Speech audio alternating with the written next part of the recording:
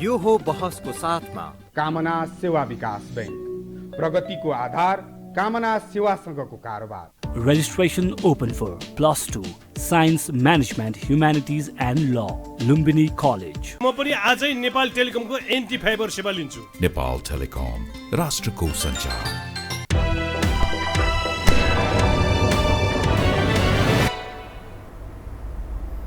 नमस्कार, यो बहसमा म यहाँहरूलाई हार्दिक स्वागत गर्दछु।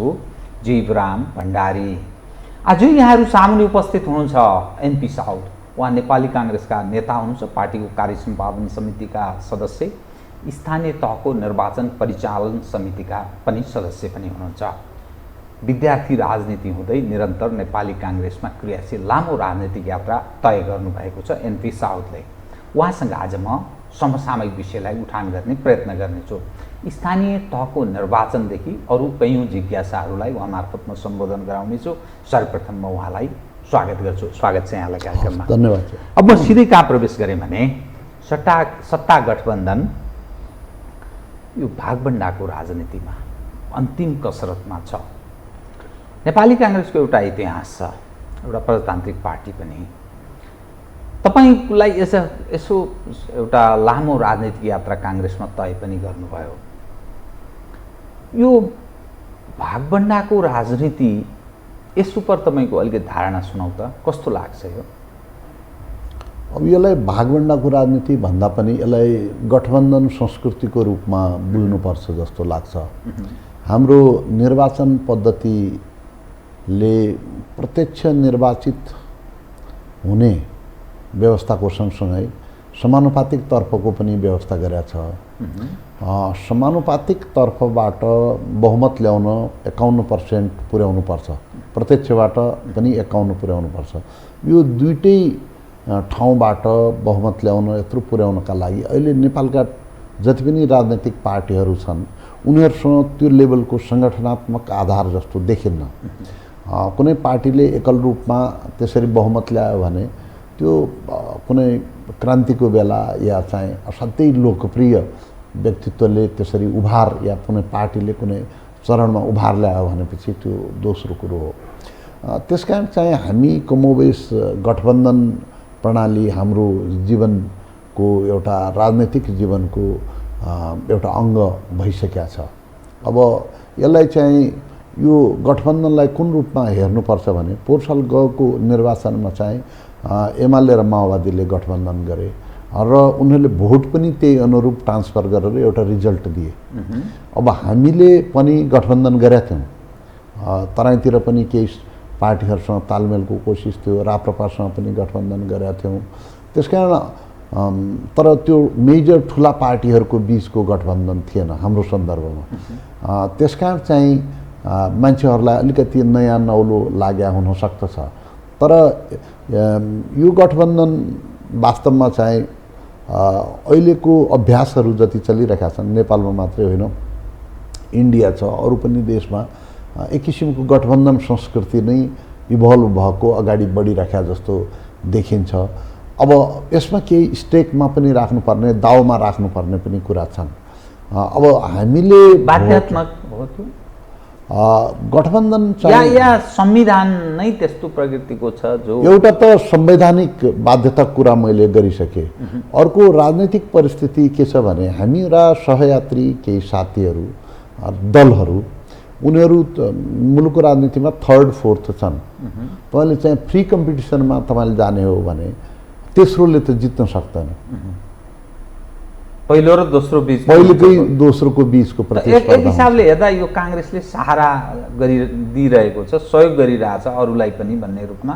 आफूलाई प्राप्त हुने त छँदैछ, अर्को पक्षलाई अब यो एक किसिमको म्युचुअल अन्डरस्ट्यान्डिङ हो। सहयोग लिइ पनि राखेको छ।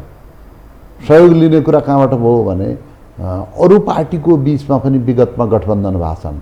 त्यो गठबन्धनलाई हामीले रोक्नु पनि पर्यो। विशेष गरेर माओवादी र एमालेको बिचमा विगतको गठबन्धनबाट हामी डिफिट भएका थियौँ। त्यो गठबन्धनलाई रोक्नु पर्यो र त्यसको सँगसँगै चाहिँ हामीले गठबन्धन गरेर रिजल्ट पनि दिनु पर्यो। त्यसकारण यो दोहोरो चाहिँ सुविधा र दोहोरो हितमा यसलाई चाहिँ उपयोग गरेर लैजाने। तथापि हिजोको जो गठबन्धन गरे अथवा तालमेल गरे कम्युनिस्ट बीच गरे। नेपाली काङ्ग्रेसको प्रतिस्पर्धा मूलत अहिलेसम्म हेर्दा कम्युनिस्ट हौँ भन्नेहरूसँग छ। त फेरि एकातर्फ कम्युनिस्ट हौँ भन्नेसँग छ, एमालेसँग छ काङ्ग्रेसको प्रतिस्पर्धा, कम्युनिस्ट नै बोकेर तपाईँहरू हिँडिरहनु भएको छ। तपाईँहरूको अब मुद्दा के त? यो चुनाव जित्ने मुद्दा के, पब्लिकमा जाने नारा के? तपाईँले भन्नुभएको कुरा एकदम ठिक हो कि वास्तवमा हिजो उनीहरूको गठबन्धन सत्ता साझेदारीका दृष्टिकोणले या सिटको बाँडफाँडको दृष्टिकोणले मात्रै होइन कि भोट ट्रान्सफरको दृष्टिकोणले पनि चाहिँ सुविधाजनक थियो। अब हामीले सत्ता बाँडफाँडको दृष्टिकोणले हामीले सुविधाजनकै किसिमले अगाडि बढिरहेका छौँ र योभन्दा अगाडि पनि हामीले एमालेसँग पनि गठबन्धन गरेर सरकार चलाइसकेका छौँ, माओवादीसँग पनि गठबन्धन गरेर सरकार चलाइसकेका छौँ। या मधेस केन्द्रित केही राजनैतिक दलहरू, क्षेत्रीय दलहरूसँग पनि हामीले गठबन्धन गरिसकेको अवस्था छ। यो केन्द्रमा सरकार चलाउने बारेमा त त्यो भएकै छ। स्थानीय यो माथिको संसदीय निर्वाचन, राज्यसभाको निर्वाचन, यसमा पनि पटक पटक विभिन्न किसिमका गठबन्धन भएका छन्। तर ग्रासरुट लेभलमा त्यो पनि स्थानीय निर्वाचनमा जहाँ लगभग 35,000 जति ठाउँ छन्, जसको सिटहरू छन्, जसको ठाउँमा हामी गठबन्धनमा भएका दलहरूका बिचमा बाँडफाँड हुनुपर्ने हुन्छ। कति काङ्ग्रेसले लिने, कति एमालेले लिने, कति समाजवादीले लिने या अन्य कुनै दलले लिने भन्ने बारेमा बाँडफाँड गर्नुपर्ने हुन्छ। यो एक त बाँडफाँड असाध्यै चुनौतीपूर्ण छ। अर्को हुनलाई त केही हामीसँग सुविधा पनि छन्, अनुकूलताहरू पनि छन्। जस्तो अहिले हामी सरकार हाम्रो गठबन्धन भनेको सरकारमै रहेकै दलहरूका बिचमा भएको हुनाले सरकारमा बस्दाखेरि पनि हामीहरूको बिचमा एउटा निम्नतम राजनैतिक आर्थिक कार्यक्रमहरू या भावनात्मक तहको एउटा सम्बन्ध पनि चाहिँ बनेकै हुन्छ। दोस्रो महत्त्वपूर्ण कुरा के छ भने जति पनि हिजोका दिनमा नेकपा सरकारले नेपाली काङ्ग्रेसका विरुद्ध जसरी काम गर्यो या आफ्नै पार्टीभित्र पनि माओवादीलाई या समाजवादीलाई जसरी लखेटेर केपी ओलीजीले चाहिँ परसम्म विभाजनको डिलसम्म या विभाजन गर्न बाध्यता गर्ने तहसम्म उहाँहरूले पुर्याउनु भयो। त्यसकारण चाहिँ नेताहरूको नेकपा एमालेको वर्तमान नेतृत्वसँग एमालेसँग केही अन्तर्विरोध जस्तो देखिन्छ। अब त्योभन्दा बाहेक अब हाम्रा अगाडिको चुनौती भनेको के हो भने गठबन्धनमा सिटको तालमेल कसरी गर्न सक्छौँ, त्यो बडो दुरूह काम छ। त्यो आज सकिन्छ, आज सकिएला। त्यसमा चाहिँ धेरै ठाउँमा सर्ट आउट भइसकेका छ, आज सकिन्छ होला। अब यसपछि जो जिल्ला स्तरमा या स्थानीय तहमा चाहिँ गठबन्धन गर्नुपर्ने छ, त्यसमा भोटको ट्रान्सफर हामी कसरी गर्न सक्छौँ, कम्युनिस्टहरूको भोट हामी कहाँ कसरी आउन सक्छ, विशेष गरेर माओवादी समाजवादीको भोट र हाम्रो भोट उनीहरू कहाँ कसरी हामी दिन सक्छौँ, यो एक किसिमको धेरै ठुलो दाव हो।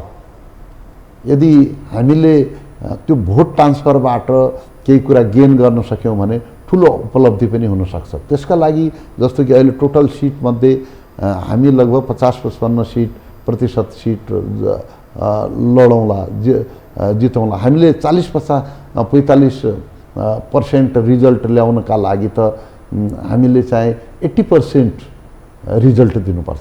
मैले यो मौका छोड्न चाहिनँ। तपाईँ किनभने पार्टीको कार्य सम्पादन समितिको पनि सदस्य हुनुहुन्छ, स्थानीय तहको निर्वाचन परिचालन समितिको पार्टीको सदस्य पनि हुनुहुन्छ। सालाखाला 100% स्थानीय तहको निर्वाचनलाई मान्दा नेपाली काङ्ग्रेसले यो भागभण्डा गर्दाखेरि गठबन्धन पार्टनरहरूसँग कति प्रतिशत जतिमा काङ्ग्रेसले मात्रै उम्मेदवारी दिनेछ?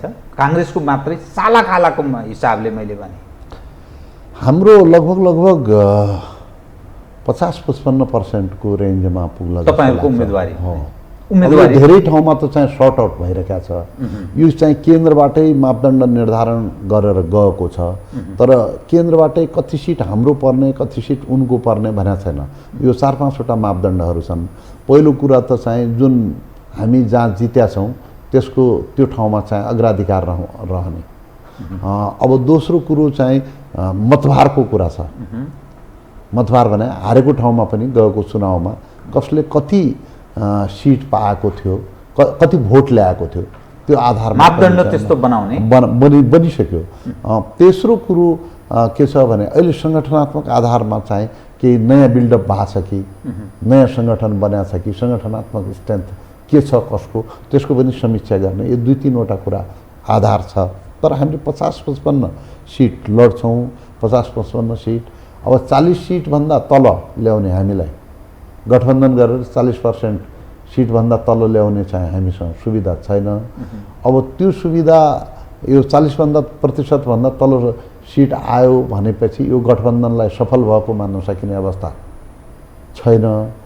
यसका यदि त्यस्तो सफल परिणाम भोलिका दिनमा नतिजा नकारात्मक आयो भने काङ्ग्रेस के गर्छ? अब किनभने प्रदेशको चुनाव छ, फेरि संसदीय चुनावमा जानुपर्छ, होमिनुपर्छ, रिथिङ गर्न सक्ने स्थिति हुन्छ त्यस्तो अवस्थामा? अब कङ्ग्रेसको तर्फबाट त हामीले चाहिँ यो गठबन्धन गरेर अगाडि बढ्ने भनेपछि ठुलै आँट गरेर हामी चाहिँ आएका छौँ। हामी एउटा रिजल्ट दिनलाई, एउटा परिणाम दिनलाई चाहिँ हामी कृतसङ्कल्प छौँ।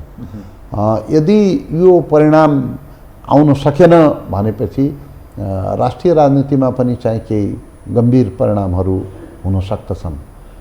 विशेष गरेर भोटको ट्रान्सफरको जुन चुनौती छ यसमा चाहिँ हामीले आफ्नो कार्यकर्ता पङ्क्तिलाई सबभन्दा पहिले त पार्टी एकता गर्नु पर्यो।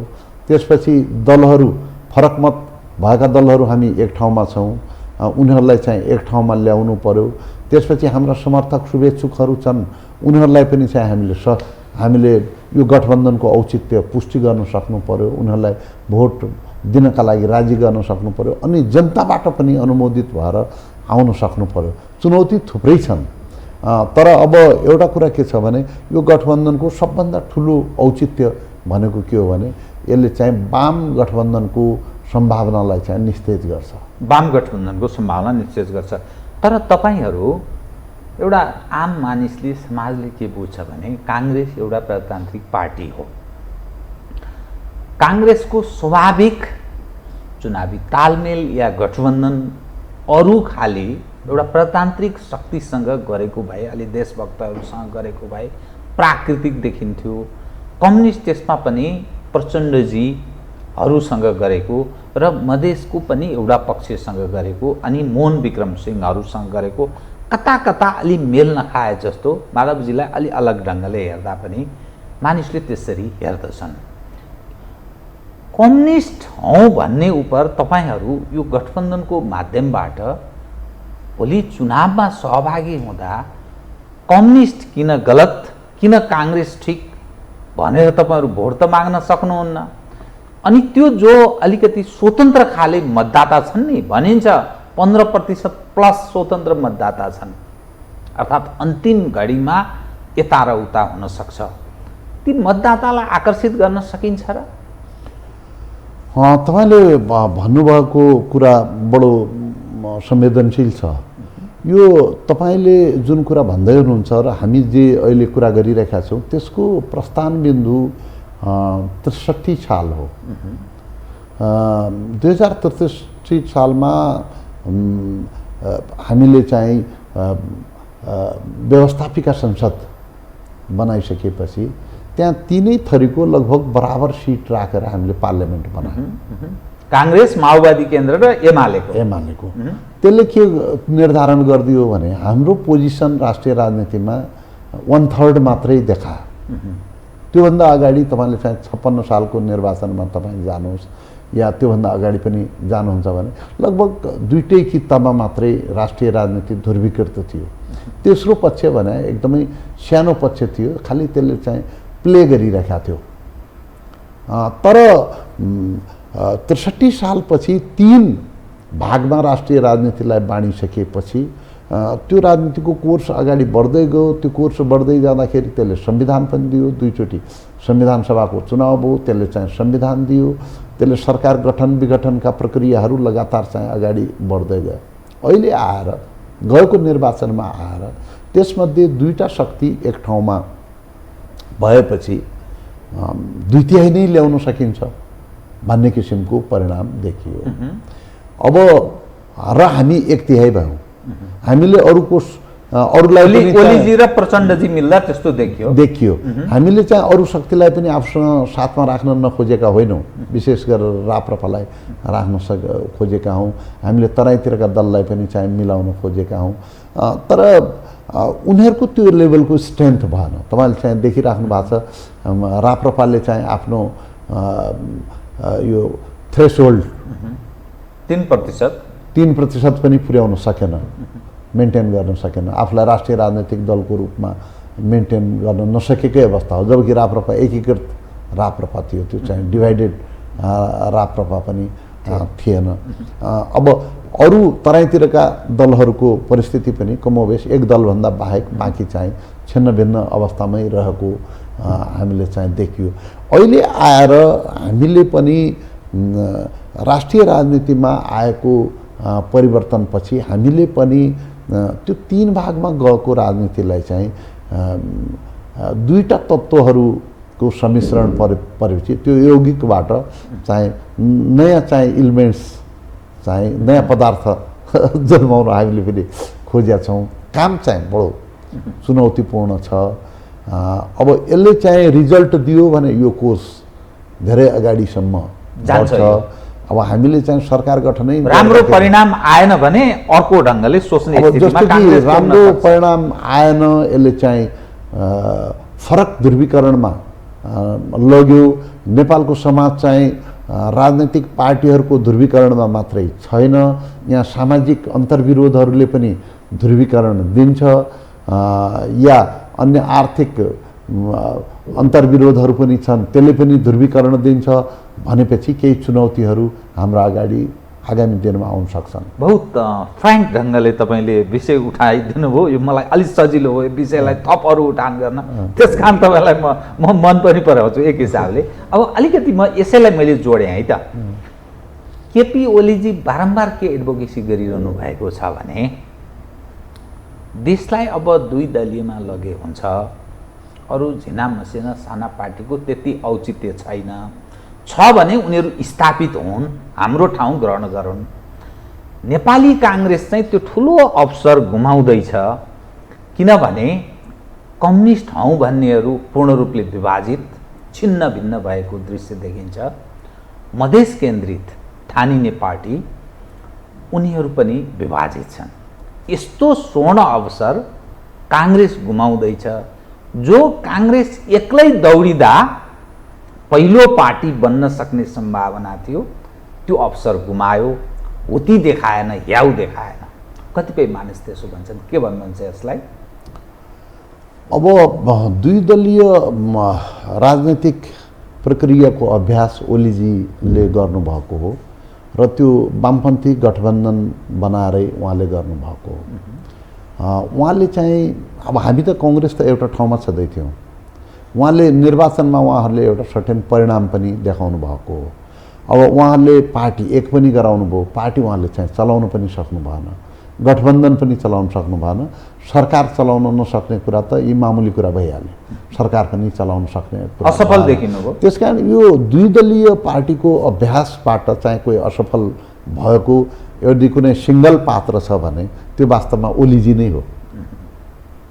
सिङ्गल पात्र जो त्यसमा त्यो प्रक्रियामा असफल भयो। अब हाम्रो जहाँसम्म कुरो छ, हाम्रो दलको टोटल भोट ब्याङ्क जुन गएको 74 सालको निर्वाचनको बेला चाहिँ हामीले पाएका हौँ, त्यो लगभग 70कै हाराहारीमा छ। 74 को बेला पाएको भोट पनि 70 को हाराहारीमा छ। हामी हार्ने मेजर कारण 2टा हुन्। के बताइदिनु? एउटा त चाहिँ वामपन्थीहरूको गठबन्धन, 2 ठुला वामपन्थी पार्टीहरूको गठबन्धन। दोस्रो हाम्रो पार्टीभित्रको स्वार्थ समूहहरूको म्यानेजमेन्ट नहुनु या अनुशासनहीनता। काङ्ग्रेसभित्रै काङ्ग्रेसभित्रको यो दुईटा कारण हुन् जसका कारणले हामीले आफ्नो अनुकूल रिजल्ट 74मा ल्याउन सकेका होइनौँ। अब अहिले आएर पनि हाम्रो सङ्गठन इन्ट्याक्ट छ, बल्कि अलिकति विस्तार भएको छ।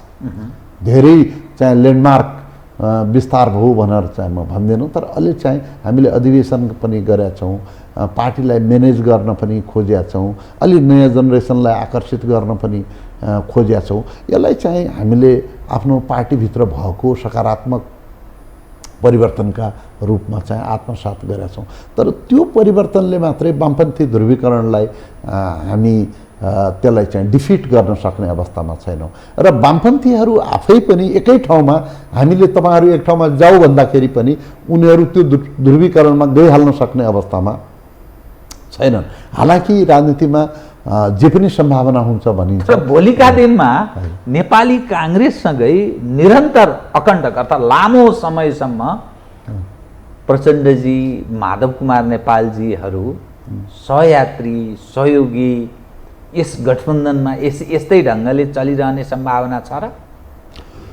अब हामीले त चाहिँ राजनीतिमा नेचुरल वेले मात्रै धेरै मान्छेहरू विश्लेषण गर्छन्, तर राजनीति चाहिँ जहिले पनि नेचुरल वेमा मात्रै हिँड्छ भन्ने कुरा होइन। नदी जसरी तल चाहिँ गहिरो भागतिर चाहिँ बग्छ, त्यसै गरेर राजनीति पनि त्यही गर्छ भने यहाँ लिफ्ट सिस्टम पनि हुन्छ, यहाँ बाँधहरू पनि राजनीतिमा बच्छन्, यहाँ नहरहरू पनि राजनीतिमा निकालिन्छ। भनेको मतलब त्यसका धेरै सम्भावनाहरू राजनीतिमा कुनै न कुनै रूपमा चाहिँ एक्सप्लोर भइरहेका हुन्छन्। अब तपाईँले अस्ति एमसिसी पास गर्दाखेरि यो पास भयो, सर्वसम्मतिले पास भयो, राम्रो भयो। हाम्रो प्रधानमन्त्रीज्यूले यसलाई पास गर्नुपर्छ भन्दाखेरि ओलीजी र चाहिँ प्रचण्डजीको वार्ता पनि भएकै हो नि। हामी रिथिङ्क गरेर जाउँ, नयाँ अभ्यासबाट सुरु गरौँ भन्ने कुरा पनि भएकै हो। अब भोलिको दिनमा तपाईँको चाहिँ कति साइज ल्याउनुहुन्छ, के ल्याउनुहुन्छ, भोलि स्थानीय इलेक्सन होला, जनरल इलेक्सन होला। अब माधव नेपालजीको नेतृत्वको समाजवादी र एमालेको बिचमा पनि यो दुईटै नेताहरूको द्वन्द्व मात्रै प्रधान हो। बाँकी हामी एकै पार्टीका, एकै राजनीतिक चिन्तन संस्कृतिका पार्ट हौँ भनेर एकताको अभियान भोलिको दिनमा कुनै बिन्दुमा गएर सुरु हुन सक्दछ नि।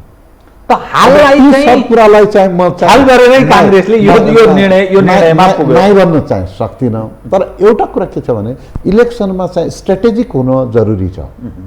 स्ट्राटेजिक हुन के जरुरी छ भने हामीसँग भएको भोटबाट परिणाम दिनका लागि कति जोडेर हामी परिणाम निकाल्न सक्छौँ भन्दाखेरि हामी माओवादीसँग जोडिएर जाँदाखेरि हामीलाई जित्न सुविधा हुन्छ, सजिलो हुन्छ। यसमा त चाहिँ यो चाहिँ ओपन म्याथमेटिक्स हो।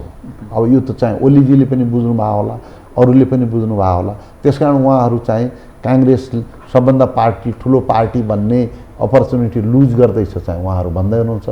तर त्यो लुज गरेपछि सबभन्दा ठुलो पार्टी बन्ने अपर्च्युनिटी त उहाँ कहाँ होला नि। उहाँले आफू सबभन्दा ठुलो पार्टी बन्ने अपर्च्युनिटी ग्रास्प गर्ने, त्यसलाई चाहिँ समात्ने ठाउँमा काङ्ग्रेस सबभन्दा ठुलो पार्टी बनोस् भन्ने चिन्ता किन गरिराख्नु भएको छ भन्दाखेरि पनि उहाँहरूको पनि त्यसमा केही निहित स्वार्थ हुनुपर्छ। गठबन्धन टुटोस् भन्ने उहाँहरूको गठबन्धन टुटोस् जुन चिज काङ्ग्रेस गुमाउन चाहदैन। अब काठमाडौँ यो हामीले चाहिँ गठबन्धन तोड्नुपर्ने के कारण छ त यसरी हेर्दा नेपाली काङ्ग्रेस, त्यसमा पनि शेरबहादुरजी चाहिँ एक हिसाबले सफल देखिनुहुन्छ। यस मानेमा एमसिसीका सवालमा उहाँ जो भनिरहनु भएको थियो पहिलेदेखि उहाँ सफल हुनुभयो। प्रचण्डजी, माधव कुमार नेपालजीहरूको जुन धारणा थियो अन्ततोगत्व उहाँ शेरबहादुरजीको लाइनमा तयार हुनुभयो। एक नम्बर 2, कुनै पनि बेला प्रचण्डले र अरू कतिपय पक्षले पनि ओलीसँग राजनीतिक हिसाबले सरेन्डर गर्न सक्ने सम्भावना थियो। त्यसलाई ब्रेक लगाउन नेपाली काङ्ग्रेस सफल भयो। यस हिसाबले काङ्ग्रेसका लागि अलिकति यो स्थानीय तहको निर्वाचन अलिक उर्वर, अलि हरियाली जस्तो छ भनेर यसरी बुझौँ। तपाईँले चाहिँ यो हामी त हेरिरहेका छौँ 48 सालको निर्वाचन पछि गिरिजाबाबु चाहिँ एकदमै आफ्नै पार्टीभित्र पनि सेकेन्डरी लाइनमा भयो जस्तो देखिन्थ्यो। किशुनजी प्राइम मिनिस्टर हुनुहुन्थ्यो। 48 सालको निर्वाचनपछि उहाँले अलिकति लाइमलाइटमा आउनुभयो र त्यसपछि घटनाक्रमहरूले उहाँमा चाहिँ एउटा स्टेट्सम्यानसिप देखायो। विशेष गरेर त्यो 48 सालबाट प्रधानमन्त्रीमा निर्वाचित भएर मात्रै होइन कि यो 63 को जनआन्दोलनबाट एउटा परिणाम दिइसकेपछि त्यसपछि चाहिँ उहाँमा एउटा स्टेट्सम्यानसिपको कौशल देखिनुभयो। त्यसमा 6चोटि प्रधानमन्त्री हुनुभयो। यो त्यो भन्ने कुराको सङ्ख्यामा म जान चाहन्न, तर क्वालिटी परिणाम आयो होइन। अब अहिले शेरबहादुर देउपा पनि 5चोटि प्रधानमन्त्री भयो या अरू कुरा हुनुभयो भन्ने पदीय मापनका आधारमा होइन कि उहाँले समकालीन नेपाली राजनीतिको चुरोलाई चाहिँ गहिरोसम्म बुझ्नु भएको छ। यहाँभित्र भएका सत्ताका अन्तर्विरोधहरूलाई पनि बुझ्नु भएको छ र सबभन्दा ज्यादा कुरा के हो भने नेसनल इन्ट्रेस्ट र जनताको हितको कुरोलाई पनि चाहिँ अगाडि राखेर उहाँले चाहिँ काम गरिराख्नु भएको छ। यो अर्थमा उहाँमा अहिले आलोचकहरू पनि भनिरहेका छन्, समर्थकको कुरो मात्रै होइन कि शेरबहादुर देउपा चाहिँ भाग्यले मात्रै होइन विलक्षणताले पनि उहाँ चाहिँ मुलुकको राजनीतिमा नेतृत्व गरिराख्नु भएको छ भनेर चाहिँ उहाँहरू भनिराख्नु भएको छ। अब हाम्रो कुरो के छ भनेपछि हाम्रो पार्टीको हित केमा छ भन्ने कुरालाई, प्रजातन्त्रको हित केमा छ, राष्ट्रको हित केमा छ भन्ने कुरालाई चाहिँ हामीले केन्द्रीय महत्त्व दिएर हामीले अगाडि बढ्नुपर्ने हुन्छ। अब यसमा राष्ट्रिय हित कोमा हामीले सम्झौता गर्नुहुन्न। त्यसको फ्रेमवर्कभित्र नेपालका सबै राजनैतिक दलहरू इन्क्लुडिङ प्रतिपक्षलाई पनि हामीले ल्याउनुपर्छ। आफ्नो पार्टीलाई पनि एकताकै बाटोमा लैजानुपर्छ। पार्टी चोइटिएका विभिन्न पार्टीका अनुभवहरू छन्, तपाईँले देख्नुभएको छ। एकै पार्टी भइसकेका माधव नेपाल र प्रचण्ड मात्रै चोइटिएका छैनन्, सँगै यात्रा जीवनभरि गरेका माधव नेपालजी, झलनाथजी र चाहिँ ओलीजी पनि टुक्रिएका छन्। त्यसकारण पार्टीलाई चाहिँ एकरूप राखेर एकताबद्ध राखेर कसरी अगाडि लैजाने भन्ने पनि कोसिस हामी गरिरहेका छौँ। यो वामपन्थीसँगको सहकार्यको सन्दर्भमा चाहिँ प्रजातन्त्रको मूल्य चाहिँ प्रजातन्त्रको कुरा कहिलेकाहीँ उनीहरूको रणनीतिक कुरामा बदलिन्छ। विशेष गरेर प्रचण्डजीको कार्यपद्धतिमा चाहिँ अस्थिरताको तत्त्व चाहिँ ज्यादा चाहिँ हाबी छ। त्यसमा दुईटा कम्पोनेन्ट निरन्तर त्यो गतिशील छ। त्यो गतिशील भन्दाखेरि त्यो अस्थिरताको तत्त्व त्यसमा चाहिँ हाबी भइरहेका छ। उहाँ चाहिँ एकदम चाँडो परिणाम दिन खोज्नुहुन्छ। चाँडो परिणाम दिन खोज्दाखेरि के हुन्छ भने प्रोसेसबाट कहिले उहाँ छलाङ लगाउन खोज्नुहुन्छ, कहीँ अगाडि चाहिँ बाधा आयो भने त्यसलाई चाहिँ छलाङ लगाउन खोज्नुहुन्छ, कहिलेकाहीँ इमिडिएट डाइभर्ट गर्न खोज्नुहुन्छ। पुल बनाउने समय उहाँसँग छैन। उहाँ चाहिँ जो डेमोक्रेसीको गतिशीलता हो, डेमोक्रेसीको बिस्तारै सुधार गरेर समाजलाई बदल्ने र त्यसमा सामाजिक सहभागितालाई सुनिश्चित गर्ने भन्ने कुरा हो, त्यसलाई चाहिँ उहाँहरू केही पार्टी संयन्त्रको मार्फत या लिडरसिपको आफ्नो करिश्माको मार्फत उहाँ चाँडो परिणाम दिने चाहिँ हतार गर्नुहुन्छ। त्यसले गर्दाखेरि कहिलेकाहीँ चाहिँ भ्यागुताको खसाइ पनि भएको छ। एउटा कहावत छ कि पोखरीमा भ्यागुताले चाहिँ जम्प गर्यो भने खस्दाखेरि चाहिँ जति जम्प गरेको थियो त्योभन्दा बढी तल खस्छ भने जस्तो कहिलेकाहीँ उहाँका लागि चाहिँ त्यो बुमेरिङ पनि हुने गरेको छ। तर अब मलाई के लाग्छ भने अब माओवादी नेपालको राजनीतिमा एउटा स्टेबल फोर्स भइराख्यो भने प्रचण्डजीको प्रधानमन्त्री या अरू ठाउँमा आइगइराख्ने सम्भावना त कहिले पनि कमजोर हुन्न। तर चाहिँ उहाँले धेरै दायाँ बायाँ या छलाङको कोसिस गर्नुभयो भने पार्टीभित्रको मेकानिजम पनि उहाँको अस्थिर हुन्छ। जहाँ उहाँले चाहिँ डेमोक्रेसीको पक्षमा चाहिँ स्टेबल हुनु जरुरी छ। डेमोक्रेटिक प्रोसेसलाई भित्रैदेखि आत्मसात गर्न जरुरी छ। मैले प्रचण्डजीलाई भनिरहेका छु। र अब जहाँसम्म ओलीजीको कुरा हो, ओलीजीको कुरो के छ भने उहाँको टोटल पार्टीमा चाहिँ उहाँले अनकम्प्रोमाइजिङ किसिमले उहाँ चाहिँ हिँडिराख्नु भएको छ र अहिले आफ्नो पार्टीभित्र बोल्ने लगभग सबै मान्छे बहिर्गमनमा परिसकेको अवस्था छ। उहाँले छोडिसकेपछि लिडरसिप छोडेको दिन चाहिँ त्यहाँ लिडरसिप क्राइसिसको पनि खतरा म देख्छु। एमालेको सङ्गठन चाहिँ राम्रो छ तर लिडरसिपमा चाहिँ क्राइसिस जस्तो देख्छु म। त्यस्तो बेलामा अरू कम्युनिस्टहरू र एमालेहरू एक ठाउँमा उभिने सम्भावना छ कि त्योभन्दा पहिले नै नेपाली काङ्ग्रेस नेपालका कम्युनिस्ट हौँ भन्नेहरू जो वामपन्थ तागत छन् त्यसलाई इनहेल अर्थात् सैद्धान्तिक राजनीतिक हिसाबले निल्न चाहन्छ काङ्ग्रेस, त्यो वामपन्थ तागतलाई आफूभित्र समाहित गराउन चाहन्छ हो? होइन, अब कुनै पनि शक्तिको समीकरण चिरकालसम्म चाहिँ वैचारिक पक्षलाई समेत समायोजन गरेर मात्रै सम्भव छ। तपाईँले चाहिँ तत्कालै रिजल्ट दिनुभयो भनेपछि गठजोडको रिजल्ट तत्कालै दिन सक्नुहुन्छ, संसदीय समीकरण तत्कालै बन्न सक्छ। त्योभन्दा जटिल चाहिँ इलेक्सन समीकरण छ। त्योभन्दा जटिल कुरा के छ भनेपछि लामो राजनैतिक प्रक्रियामा सहयात्रा, त्योभन्दा पनि जटिल कुरा छ। हामी कम्युनिस्टहरूलाई इनहेल गर्न चाहन्छौँ भन्ने कुरा चाहिँ होइन, तर हामी पनि नेपालको राजनीतिमा लेफ्ट टु द सेन्टर हौँ। लेफ्ट टु द सेन्टर, हामी मध्यमार्गी हौँ, हामी दक्षिणपन्थी या धुर दक्षिणपन्थी पार्टी होइनौँ। जहिले पनि हाम्रो एउटा ड्राइभन फोर्सको रूपमा हामीलाई जहिले पनि समाजवादले, सोसियलिजमले चाहिँ हामीलाई आकर्षित गरिरहेका छ। त्यसकारण चाहिँ हामीले एउटा वैचारिक धारको दृष्टिकोणले चाहिँ हामी लेफ्ट टु द सेन्टर हौँ र वामपन्थी मान्छेहरूले पनि, वामपन्थी चिन्तनसँग आबद्ध मान्छेहरूले पनि कङ्ग्रेसभित्र आफ्नो वैचारिक रेफ्लेक्सन भएको, आफ्नो विचारको त्यहाँ रेफ्लेक्सन भेट्न सक्छन्। उग्र वामपन्थी बाहेक जो उदार वामपन्थी सोचका मान्छेहरू छन्, काङ्ग्रेससँग निकटता दर्शाउन सक्ने त्यो सम्भावना छ। जहाँसम्म तपाईँले चाहिँ कम्युनिस्टको कुरा गर्नुभएको छ, एउटा कम्युनिस्ट धार त नेपालको राजनीतिमा 7 सालदेखि नै छ र त्यो कहिले भड्केर एकदमै उग्रतामा पुग्छ, कहिले त्यसको उग्रता कहिलेकाहीँ पहिले चाहिँ पञ्चायतको बेला त्यो कागजी उग्रता हुन्थ्यो।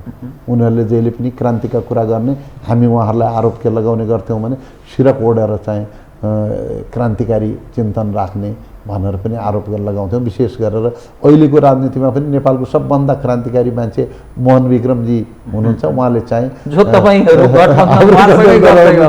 तर उहाँले चाहिँ हतियार उठाउनु भएको छैन। सबभन्दा यो नेपालको क्रान्तिकारी मान्छे त्यो दस्तावेजको आकलन गर्नुभयो भनेपछि मोहन विक्रमजी नै हो। तर चाहिँ उहाँले हतियार उठाउनु भएको छैन। उहाँले किन उठाउनु भएन भनेर चाहिँ मैले त्यो फोन्नु राम्रो पनि होइन, नउठाएर राम्रो गर्नुभयो भन्ने पनि मलाई लाग्छ। उठाउनेहरूले गल्ती गरेर रियलाइज गरेर उहाँकै पदचापमा चाहिँ फेरि फर्किएको जस्तो हुन्छ, वैचारिक पदचापमा। त्यस कारण पहिले चाहिँ झापाकाण्डमा र पछि गएर माओवादी विद्रोहका रूपमा चाहिँ मात्रै कम्युनिस्टहरूले एग्रेसिभ रूपमा चाहिँ उग्रता दिएर हिंसाको शस्त्रको प्रयोग गरे हुन्। त्यस कारण हाम्रो सोच के छ भनेपछि हामीले वामपन्थी शक्तिलाई मूलधारमा ल्याउन धेरै ठुलो कोसिस गऱ्यौँ। एमालेलाई पनि मूलधारमा ल्याउन नेपाली कङ्ग्रेसले 48 सालमा ठुलो कोसिस गरेको हो। 36 सालमा त एमाले बहिष्कारमा थियो। बहुदल निर्दल एकै हो। त्यसकारण यसले जनजीविकाको प्रश्नलाई सम्बोधन गर्न नसक्ने भएको हुनाले हामीले चाहिँ यो जनमत सङ्ग्रह बहिष्कार गर्नुपर्छ भनेर उहाँहरूले अप्रत्यक्ष रूपमा चाहिँ पञ्चायतलाई सहयोग पुर्याएको चाहिँ स्थिति थियो। पछि हामीले चाहिँ उहाँहरूलाई डेमोक्रेटिक प्रशिक्षणबाट डेमोक्रेटिक कल्चरमा, गठबन्धनको कल्चरमा ल्यायौँ। वामपन्थी र हामी मिलेर चाहिँ पहिलो जनआन्दोलन भयो गणेशमानजीको नेतृत्वमा। त्यसपछिका घटनाक्रमहरू छँदैछन् र त्यसपछि प्रचण्डजीसँग पनि हामीले नेगोसिएसन गऱ्यौँ, वार्ता गऱ्यौँ, 12 बुँदे सहमति भयो। अब त्यसको पनि चाहिँ कोर्स आफ्नो ठाउँमा छ। यसले प्रकारान्तरले चाहिँ वामपन्थीहरूलाई नेपालको मूल राजनैतिक प्रक्रियामा ल्याउँदाखेरि मुलुकमा केही परिणाम निक्लेको छ। हिंसा समाप्त भएको छ, द्वन्द्व समाप्त भएको छ र शान्ति का आधारहरू मुलुकमा सिर्जना भएका छन्, चुनावहरू पटक पटक भएका छन्, चुनाव हाम्रो जनप्रतिनिधिबाट सुशासित हुने प्रजातन्त्रको नोर्म्स कार्यान्वयन भएको छ। अलिकति काम गर्दै जान प्रजातन्त्रमा काम गर्दै जाँदाखेरि अप्ठ्याराहरू आउँछन्। हाम्रो जस्तो चाहिँ गरिब विकासोन्मुख मुलुकमा यस्ता चुनौतीहरू अलि ज्यादै हुन्छन्। यी चुनौतीका बावजुद पनि चाहिँ म राष्ट्रिय राजनीतिमा निराश हुनुपर्ने कारण देख्दैन। हामी ठिक ट्र्याकमै हिँडिरहेका छौँ जस्तो। मूलत प्रतिस्पर्धा चाहिँ तपाईँहरूको के कम्युनिस्टहरूसँगै छ कि अरू तागत बलियो भएर आउन सक्ने? र यो जुन खालको अहिलेको समीकरण छ, जुन खालको अवस्था छ, विभिन्न राष्ट्रिय अन्तर्राष्ट्रिय घटनाक्रमहरू हेर्दा कुनै नयाँ तागत अलिक बलियो भएर आउन सक्ने सम्भावना पनि देखिन्छ के भन्छ एउटा विश्लेषक? अब काङ्ग्रेस कम्युनिस्ट बाहेक दुईटा शक्ति थप छन् मुलुकमा। एउटा अलिकति रिजनल पार्टीहरू, मधेस केन्द्रित ठानिने रिजनल पार्टीहरू, अर्को चाहिँ गएको जनआन्दोलनमा चाहिँ फ्याँकिएको राज संस्था भनौँ न, राज संस्था। कुनै नयाँ शक्तिको कुरोमा तपाईँले आशंका गर्दाखेरि अलिअलि त्यतातिरको इन्डिकेसन हो कि जस्तो पनि मलाई लाग्छ। तर अब यो तपाईँले चाहिँ रुसमा कम्युनिस्टहरूको स्थिति हेर्नुभयो, चीनमा कम्युनिस्टहरूको स्थिति हेर्नुभयो, इन्डियामा डेमोक्रेसी आइसकेपछिको पनि अङ्ग्रेजको बेलाका मान्छेहरूको स्थिति हेर्नुभयो भने तत्कालै हुने अराजकता र असुविधाबाट आफू कन्डिसन्ड भएका, पुरानो व्यवस्था पद्धतिसँग कन्डिसन्ड भएका मान्छेहरूले असुविधा महसुस गर्छन्। उनीहरूले कहिलेकाहीँ के भन्न थाल्छन् भने योभन्दा त अलिकति पुरानो राम्रो छ, पुरानै राम्रो थियो, पुरानो ठाउँमा चाहिँ त्यो म लोड भनिन्थेँ, पुरानो ठाउँमा मलाई सुनवाई हुन्थ्यो, या पुरानो ठाउँमा मेरो मान सम्मान थियो भनेर एउटा सोसियल स्ट्रक्चरको कुरा गर्छन् र नयाँ पद्धतिमा आफ्नो एडजस्टमेन्टमा चाहिँ असुविधा महसुस गर्छन्। त्यस्तो एउटा सर्टेन वर्ग हुन्छ, त्यो वर्ग फर द टाइमिङ मात्रै जीवित रहन्छ। सामान्यतया चाहिँ त्यो एक पिँढीसम्म चाहिँ त्यो वर्ग रहन सक्छ र हाम्रो समाजशास्त्रले के भन्छ भने एक पिँढी 20 वर्ष जतिको हुन्छ। त्यसकारण अब राज संस्था पनि राजाको शासन पनि राजा र विद्यादेवीजीलाई हाम्रो राष्ट्रपतिजीलाई एकै ठाउँमा यसो सरसर्ती हेर्दाखेरि मान्छेलाई चाहिँ राजाको तामझाम अनुहार सिरपेज त्यो र विद्याजीको चाहिँ देशका महत्त्वपूर्ण मान्छेलाई घुँडा टेकाएर चाहिँ टिका लगाइराखा देख्दाखेरि मान्छेलाई यो कस्तो कस्तो चाहिँ असुविधा जस्तो महसुस हुन्छ।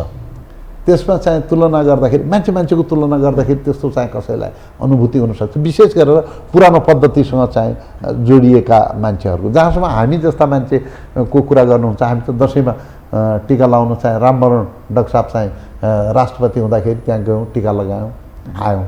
विद्यादेवी भण्डारी अब ठिक छ, त्यो चाहिँ राष्ट्रपति कहाँ जान केही ठुलो कुरा छैन, कुनै पनि छैन। अब पहिलो राष्ट्रपति भएको हुनाले उहाँका पहिलोचोटि हामी चाहिँ गयौँ। त्यसकारण चाहिँ के हो भने यो अहिले म चाहिँ राज संस्था फर्किहाल्ने परिस्थिति म देख्दैन। राज संस्थाले आफ्नो जीवनको सबभन्दा ठुलो अनुभवलाई चाहिँ आफ्नै पक्षमा प्रयोग गर्न सकेन। राज संस्थाले चाहिँ आफ्ना अन्तिम राजाहरूको बेला विशेष गरेर उनलाई त यो द्वन्द्व चाहिँ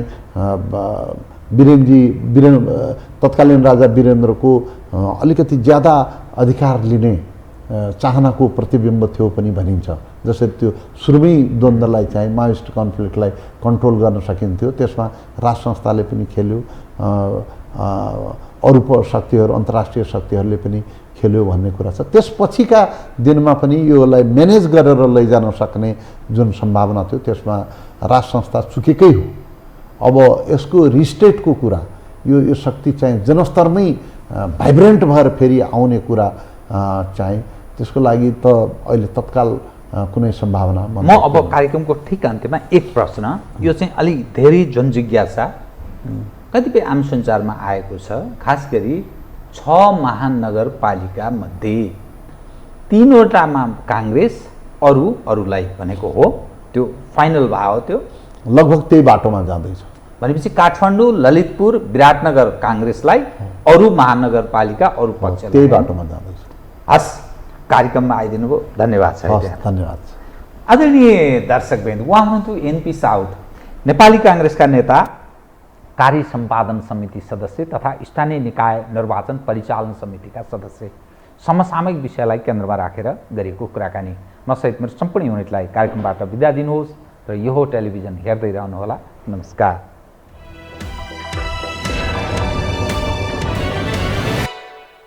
यो हो बहसको साथमा कामना सेवा विकास बैंक, प्रगतिको आधार कामना सेवासँगको कारोबार। Registration open for +2 Science Management Humanities and Law, Lumbini College. म पनि आजै नेपाल टेलिकमको एन्टी फाइबर सेवा लिन्छु। नेपाल टेलिकम, राष्ट्रको सञ्चार।